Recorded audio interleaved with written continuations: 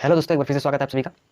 चलिए, जो हम लोग डिस्कस करने वाले हैं वो आईसीसी का केमिस्ट्री का चैप्टर 2 को डिस्कस करेंगे, क्योंकि हमने चैप्टर 1 का जो पीरियोडिक ट्रेंड वाला जो चैप्टर था, पीरियोडिक जो प्रॉपर्टीज, जो इंपॉर्टेंट प्रॉपर्टीज थी, मैंने उसे डिस्कस कर दिया है। आप डिस्क्रिप्शन में जाएं, आपको वहाँ से प्ले लिस्ट का लिंक मिल जाएगा केमिस्ट्री का, आप वहाँ से जाकर देख सकते हो।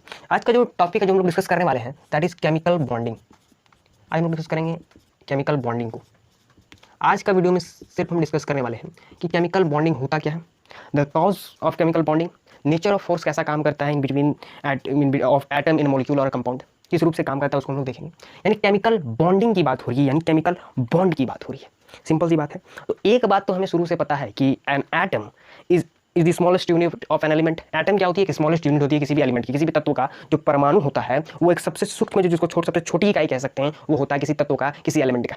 सिंपल सी बात है, ठीक है। और वही एटम, वही पर्टिकुलर एटम क्या करता है, किसी भी तरह का, यही एटम किसी भी तरह का केमिकल रिएक्शन, रासायनिक अभिक्रिया के द्वारा, यानी रासायनिक अभिक्रिया में पार्टिसिपेट करता है इन एनी केमिकल रिएक्शन। तो हम क्या जानते हैं, एलिमेंट का वो हिस्सा जिसको हम लोग एटम बोलते हैं, वो रूप जिसको हम लोग एटम बोलते हैं, वो केमिकल रिएक्शन में पार्टिसिपेट करेगा।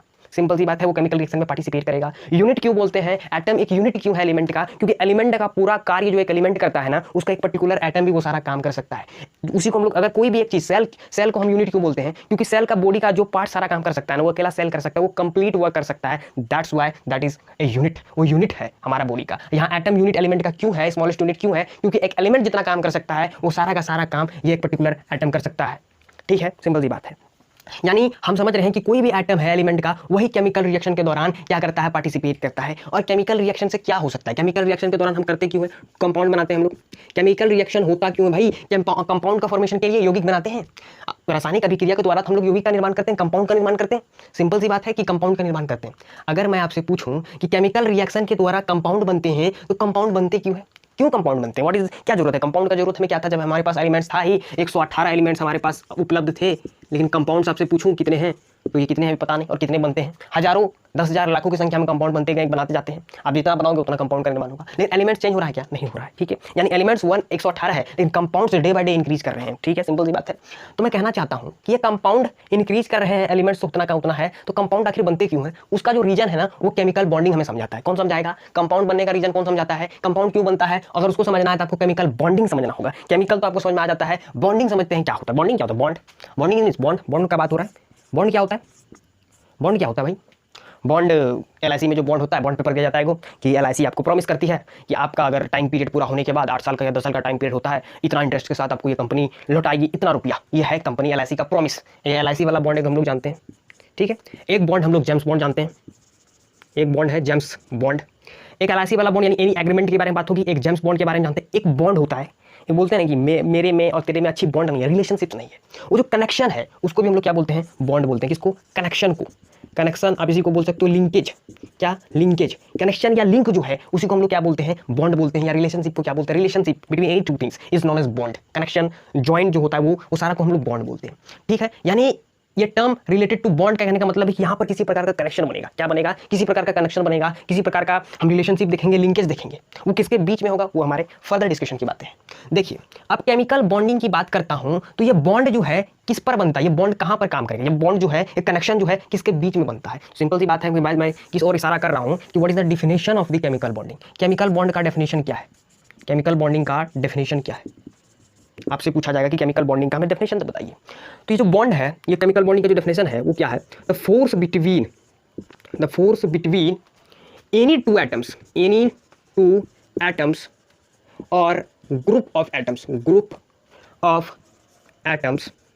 द फोर्स, याद रखना, the force between any atoms और group of atoms that result in the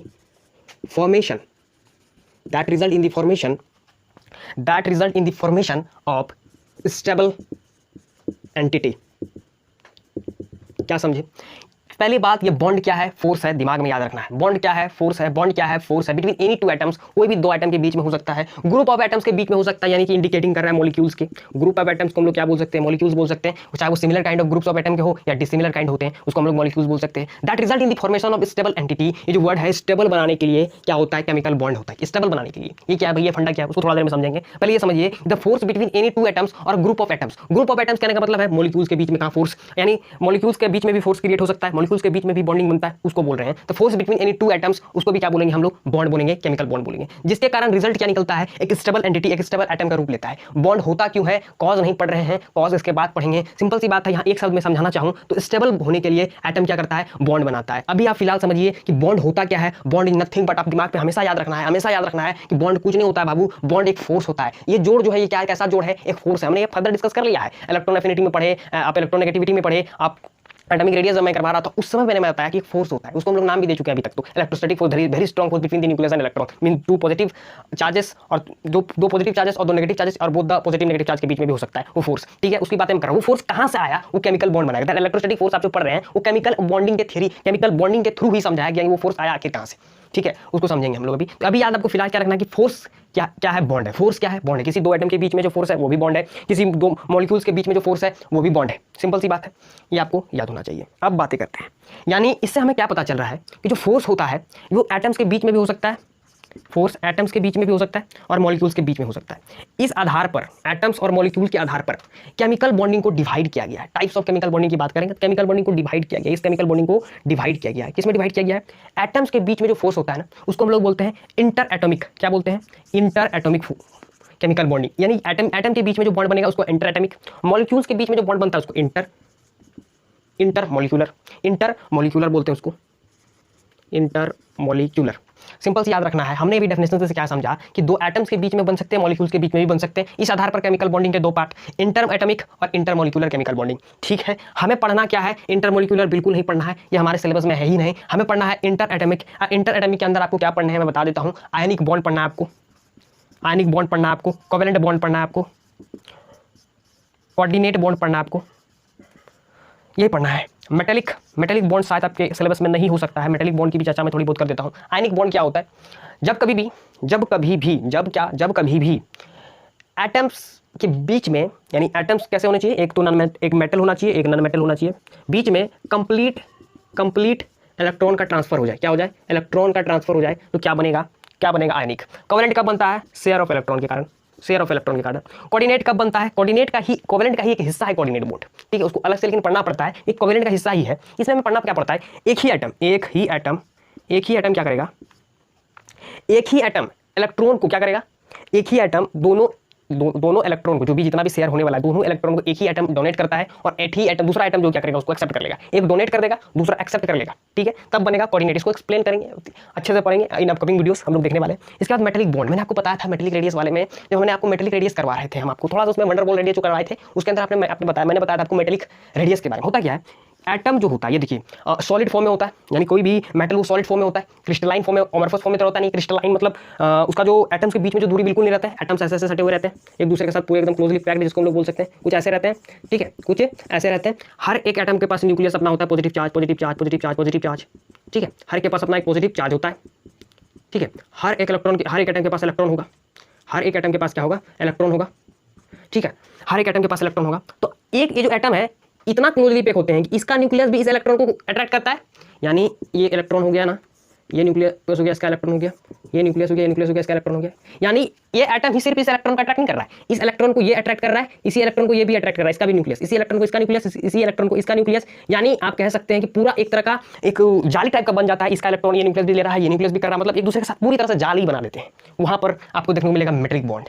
क्या देखने को मिलेगा, मेटेलिक बॉन्ड देखने को मिलेगा। इंटरमॉलिक्यूलर बॉन्ड, इसमें हमने आपको बताया था कि वंडरवॉल फोर्स की चर्चा होगी। वंडरवॉल यानी कि ऐसी फोर्स जो हमेशा हमने पढ़ा था, वंडरवॉल रेडियस किसमें एक्सेप्टेबल है, नोवल गैसेस में। ऐसा वंडरवॉल फोर्स जहां पर इनर्ट गैसेस, ऐसी जो स्टेबिलिटी इनका नहीं, कभी भी तरह का केमिकल बॉन्डिंग, कोई भी तरह का बॉन्ड नहीं क्रिएट करती है, यानी वैसी बॉन्ड इंटरमॉलिक्यूलर फोर्स यानी वंडरवॉल फोर्स के तहत आएंगे। उसमें आप लोग को पढ़ना पड़ेगा हाइड्रोजन बॉन्ड, जो कि हमारे सिलेबस के बाहर इंटरमॉलिक्यूलर बॉन्ड है ही नहीं, तो उसका हम लोग डिस्कस करेंगे नहीं।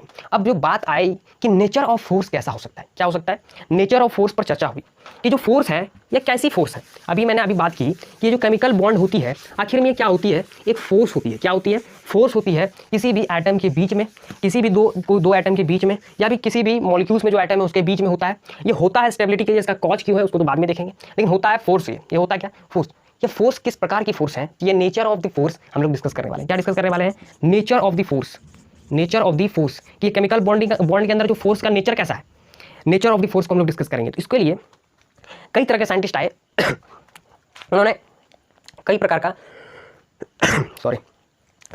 एक्सपेरिमेंट किया फॉर एग्जाम्पल जब डिस्कवरी हुआ किसका, in the later 19th century जो डिस्कवरी हुआ था इलेक्ट्रोलाइसिस का, किसका, इलेक्ट्रोलाइसिस क्या होता है, इलेक्ट्रोलाइसिस ये क्या होता है कि इस प्रोसेस में हम लोग क्या करते हैं, in this process of electrolysis by we are passing current to any particular substance, हम क्या करते हैं कोई भी पर्टिकुलर सब्सटेंस को करंट पास करते हैं, ठीक है, वो करंट हम लोग किसी भी सब्सटेंस कोई भी सब्सटेंस को हम chemical current electrical current pass करते हैं, जिसके कारण क्या होता है, इफेक्ट क्या होता है उसके कारण कि उसका जो केमिकल चेंज आता है उसमें क्या आता है, उसका इफेक्ट क्या हमको देखने को मिलता है, प्रभाव क्या होता है, उसका केमिकल चेंज आता है। केमिकल चेंज में भी कैसा चेंज, या तो वो क्या करने लगते हैं, वो पर्टिकुलर सब्सटेंस एटम को लूज करने लगता है या तो गेन करने लगता है, क्या करने लगता है, सॉरी इलेक्ट्रॉन जो है इलेक्ट्रॉन को गेन करने लगता है या तो लूज करने लगता है। इस प्रोसेस के थ्रू, इलेक्ट्रोलाइसिस के थ्रू हम लोग क्या करते हैं, simply we are passing electric current, simply we are passing electric current pass करते हैं टू एनी सब्सटेंस, किसी भी सब्सटेंस पर ये काम करता है, टू एनी सब्सटेंस, जिसके कारण इफेक्ट क्या देखने को मिलता है, इफेक्ट क्या होता है, उसका केमिकल चेंज में इफेक्ट होता है।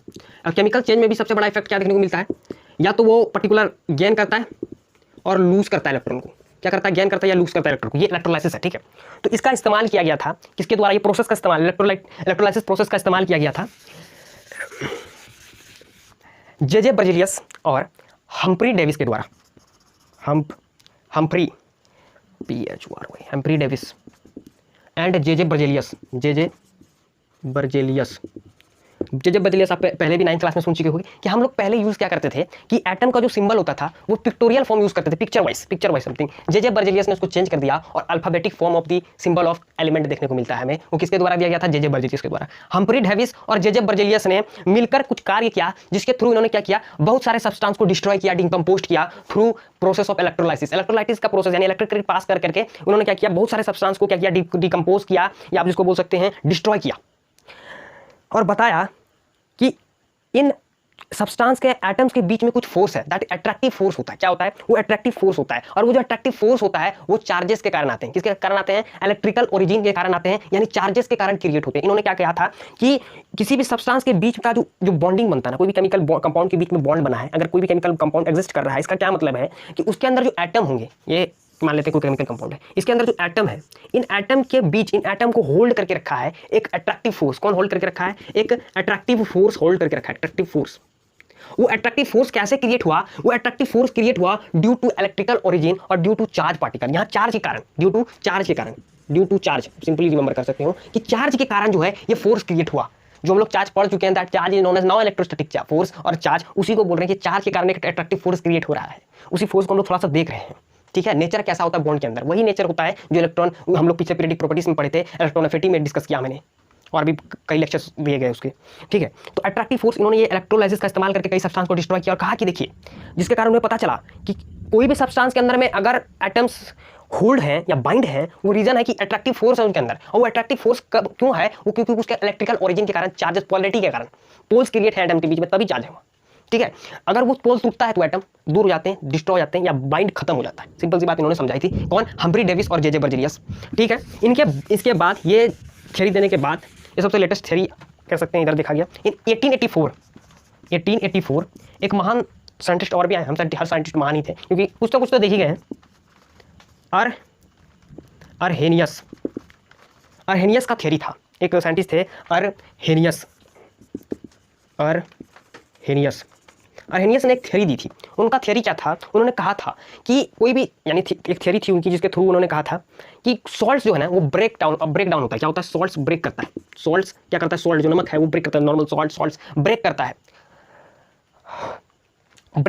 आयंस के रूप में, यानी चार्जेस के रूप में ब्रेक करता है। सॉल्ट जो है ब्रेक करता है आयंस के रूप में, यानी चार्जेस के रूप में। कब, जब वो किसी भी सॉल्यूशन के अंदर जाता है, किसी भी तरह का सॉल्यूशन के अंदर जाता है, तो क्या करता है, सॉल्ट ब्रेक करता है इन चार्जेस। यानी कि Arrhenius explained how salts break up into charges और आयंस, कैसे चार्ज में ब्रेक करता है when that particular salt is in solution में रहता है, तब कैसे ब्रेक करता है, उसका डिस्कशन किया गया था अर्हेनियस के द्वारा। कि कोई भी सॉल्ट क्या करता है, ब्रेक कर जाता है। एक्सप्लेन किया कि सॉल्ट ब्रेक करेगा, ब्रेकअप इनटू आयंस, चार्जेस में ब्रेक करेगा, चार्ज पार्टिकल में टूट जाएगा जब वो सॉल्यूशन के अंदर जाएगा। इस थ्योरी को आप पढ़ेंगे, इस चीज को, इस फिनोमिना को, इस प्रोसेस को हम लोग पढ़ते हैं किसके थ्रू, इलेक्ट्रोलाइटिक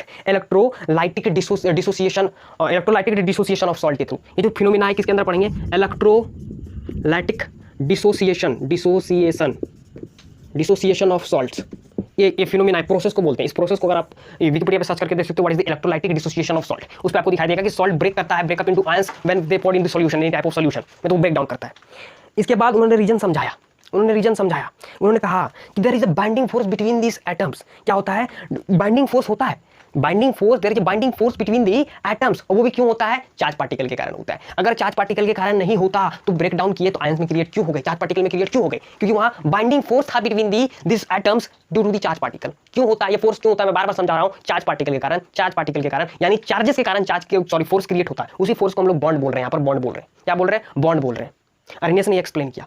फिर जाके 1897 में हमने क्या देखा? 1897 में एक तो कमाल की बातें हो गई। एक जे थॉमसन ने क्या किया? जे थॉमसन ने डिस्कवर कर दिया इलेक्ट्रॉन को। J Thomson discovered electron through experiment उन्होंने किया था। वो भी एक्सपेरिमेंट किस पर एक्सपेरिमेंट था उनका? डिस्चार्ज ट्यूब एक्सपेरिमेंट उन्होंने किया था। रेरिफाइड गैसेस, यानी जिसका रेरिफाइड गैसेस वो गैसेस होती हैं जिसकी एटमॉस्फेरिक जो प्रेशर का जो है, एटमॉस्फेरिक प्रेशर से कहीं कम प्रेशर होना चाहिए उस गैस का, उस गैस को बोलते हैं रेरिफाइड गैस। यानी जे थॉमसन ने डिस्चार्ज ट्यूब यानी चार्ज बिना चार्ज वाला ट्यूब को लिया, उसके अंदर रेरिफाइड गैसेस दिया। उसके बाद उन्होंने क्या डिस्कवर किया था? उसके थ्रू एक्सप्लेन उन्होंने डिस्कवर किया क्या? इलेक्ट्रॉन को। और कह दिया, उन्होंने कह दिया कि कोई भी पर्टिकुलर हमारे पास जो एटम होता है उसके ऑर्बिट में इलेक्ट्रॉन होते हैं और वो लाइट होते हैं, रिमूवल होते हैं, और वो एटम जब लूज करता है तो एनाइन बनाता है, जब गेन करता है तो कैटाइन बनाता है। ये सारी चीजें उन्होंने एक्सप्लेन की थी।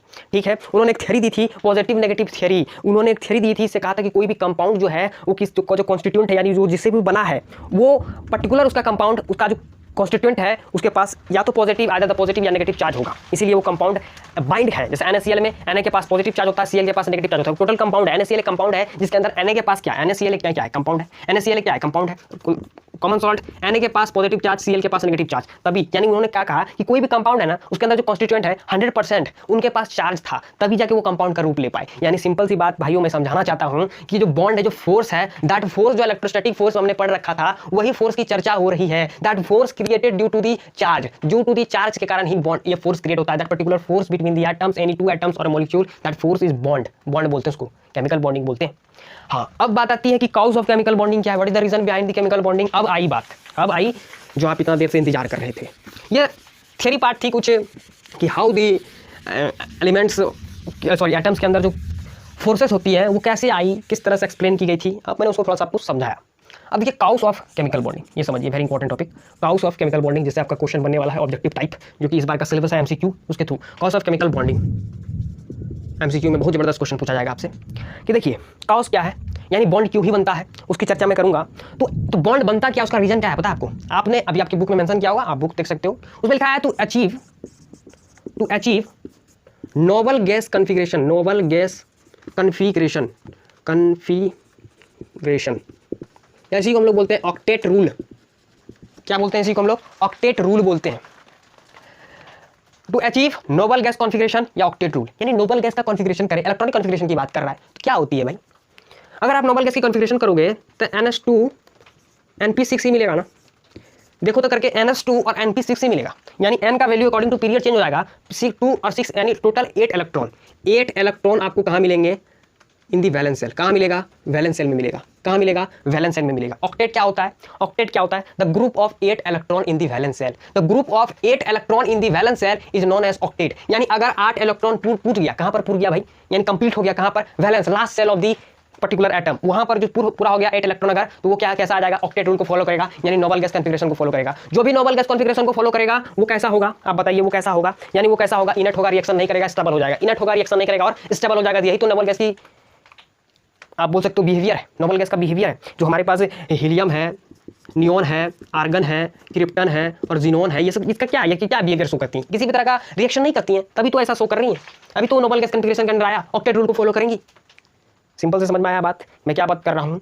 यानी नोबल गैस कॉन्फ़िगरेशन का जितना भी एलिमेंट है, helium, neon, argon, krypton, xenon, आप रेडॉन देख लें, वो सारे के सारे स्टेबल हैं। यानी हमने अभी जो डेफिनेशन पढ़ा था उसमें पढ़ा क्या कि स्टेबल एंटिटी के रूप में फॉर्मेशन किसका होगा? स्टेबल एंटिटी का। स्टेबल एंटिटी मतलब एटम क्या हो जाएंगे? स्टेबल हो जाएंगे। To achieve the noble gas configuration, वो होता है ऑक्टेट रूल। ये पहला रीजन आपको देखने को मिलेगा। हर बुक में आपको लिखा गया कि स्टेबल होने के लिए क्या करते हैं? नोबल गैस कॉन्फ़िगरेशन करते हैं, यानी नोबल गैस के कॉन्फ़िगरेशन यानी ऑक्टेट रूल पूरा करने ही एटम स्टेबल होते हैं। इसलिए तो अगर स्टेबल ये फिनोमेना करते हैं क्यों है? एलिमेंट हमारे पास वो 118 है लेकिन कंपाउंड ज्यादा है। क्यों कंपाउंड ज्यादा है? रीजन क्या है कि वो स्टेबल होना चाहते हैं। हर एक एलिमेंट स्टेबल होना चाहता है by combining with the other element, जो भी मिले जिससे मन तिससे कंबाइन करके वो स्टेबल होना चाहता है, इसलिए कंपाउंड ज्यादा है। जिस किसी भी तरह से वो स्टेबल होगा, चाहे वो कोई भी एलिमेंट उसको कंबाइन करना पड़ गया, कोई प्रॉब्लम नहीं, उसको स्टेबल होगा ही रहेगा वो।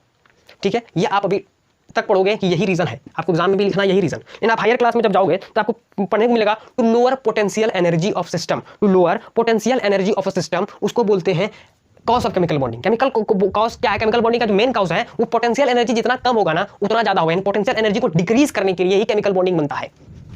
क्यों बनता है? पोटेंशियल एनर्जी को डिक्रीज करने के लिए ही क्या बनता है? बॉन्ड बनता है। फॉर एग्जाम्पल एक पहाड़ है, पहाड़ पर एक पत्थर रखा है, इसका पोटेंशियल एनर्जी ज्यादा होगा। इस पहाड़ के नीचे एक पत्थर रखा है, पोटेंशियल एनर्जी कम होगा। बेटर फील ये पत्थर कहाँ करेगा? यहाँ पर कि यहाँ पर? यहाँ पर बेटर फील करेगा क्योंकि यहाँ पोटेंशियल एनर्जी क्या है? कम है। उसी तरह का एटम के साथ भी होता है कि एटम में क्या चाहते हैं कि अपनी पोटेंशियल एनर्जी को डिक्रीज कर सके। पोटेंशियल एनर्जी मींस काइनेटिक और पोटेंशियल एनर्जी वाली बात कर रहा हूं मैं। मोशन के थ्रू काइनेटिक, पोटेंशियल का कोई ऑब्जेक्ट हाइट पर रखा है तो उसको पोटेंशियल एनर्जी गेन है उसके अंदर, वही बातें मैं कर रहा हूं।